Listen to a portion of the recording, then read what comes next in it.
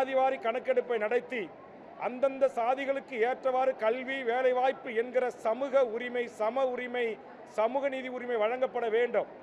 இன்றைக்கு 100 பதவிகளை வெறும் 10% சமூகங்கள் கைப்பற்றிக் கொள்வதும் 90% சமூகங்கள் அந்த இடத்திற்கு வர முடியாமல் அல்லல்படுகிற, துன்பப்படுகிற, துயரப்படுகிற சூழல் இருக்கிறது. இது மாற்றப்பட வேண்டும் என்று சொன்னால் எந்த சமூகங்கள் இந்த தமிழர் நிலத்தில் வாழ்ந்தாலும் அவரவர்களுடைய எண்ணிக்கைக்கு ஏற்றவாறு கல்வி, வேலைவாய்ப்பு உரிமை கிடைக்கப்பெற வேண்டும்.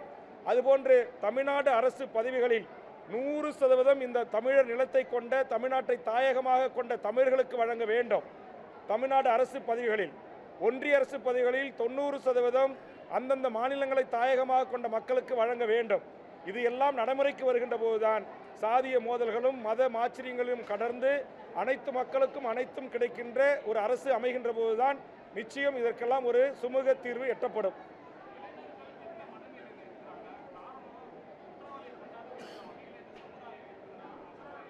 அது குற்றவாளி எவ்வளவு பெரிய சிறு குற்றத்திலிருந்து பெரிய குற்றத்திலிருந்து குற்றவாளி என்று நீதிமன்றத்தால் தண்டிக்கப்பட்டான் என்றால் அவன் குற்றவாளி தான்.